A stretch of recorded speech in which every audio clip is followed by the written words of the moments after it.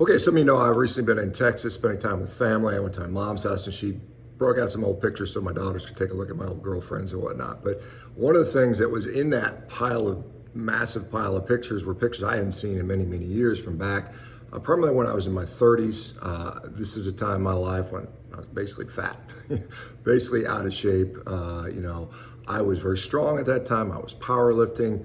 I could deadlift 750 pounds, bench press 400 pounds, squat in the mid sixes.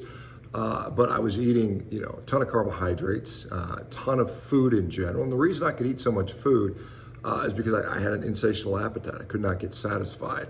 And the thing, like things that I would be eating, I can remember specifically low-fat yogurts. I'd eat those by, 8, 10 at a time. I'd eat boxes of crackling oat bran, of course, with skim milk. I would eat bananas, oranges. I would eat tons of rice. Of course, I was eating meat at the time. Of course, I was eating, occasionally I would have dessert. I would eat ice cream and things like that. But the bottom line is satiety. I could not be satisfied. I kept eating and eating and eating. And you contrast that to where I am now some 25 years later at age 56. The differences just in the face alone are pretty striking, right? I mean, my face was bloated, it was fat, it was swollen, I was inflamed, I was developing metabolic disease. Now those things are largely gone. You can argue, what looks better then or now. I personally prefer where I am now, leaner body composition. Instead of being close to 300 pounds as I was back then, I'm now, close to 250 pounds, much leaner. I feel much better. I feel my health is much better. And the most important thing about this for me, and I think the relevance and your mileage may vary, but for me, the carbohydrates drove appetite. It was insatiable and very hard to shut it off. And I know people say, well, you could have eaten good carbs, and it didn't really matter. Whether it was rice, whether it was fruit, it drove my appetite. And it still is a problem, even today. So if I have carbohydrates, I get hungry. That's why I avoid them. It may not be the solution for everybody. For a lot of you out there that are suffering the same problems, and there's a lot of guys that know what I'm talking about. You can just eat and eat and eat and eat, and you never get satisfied. And it's one of those things where, even if, and I had tried, at various times over the years, slimming down with, variable success. I could do it, but then it would come right back on. Couldn't sustain it. This is something I've sustained this level of weight loss now for well over 10 years, and continue. And that was starting with low carb, paleo, ketogenic, and now for the last 7 years, carnivore.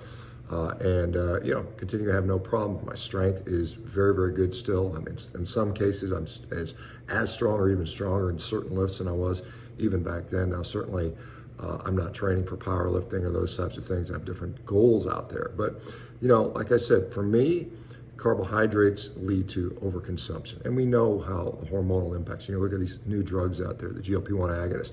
They do basically the same thing as carbohydrate reduction. They reduce your appetite. They, delay gastric emptying time to some degree. They, lower A1C and inflammation, all those things that we see a low carbohydrate does. So why take the risk on these drugs with unknown long-term side effects and just eat in a way that will allow you to naturally do that, feel better about yourselves. And I certainly do. So hopefully this gives you some insight for you guys. Think, well, he's always been the fit guy, he's genetically blessed and something like that. There's a lot of hard work that went into it, but just as importantly, making that dietary shift for me was a real game changer. All right, let me know how you guys, what you guys think in the comments. Were you surprised to see how fat I was? And maybe you can share your own stories on how perhaps changing a diet in any way, whether it's vegetarian, high carb, low carb, what has worked best for you guys? Let's hear about it in the comments. You guys have a great day. I got to get back on a plane. I'm leaving Texas today, and we'll be back home in Seattle. Day after tomorrow, I got to go to Albuquerque first, drop my kids off, and then back home in the Seattle area, back to work.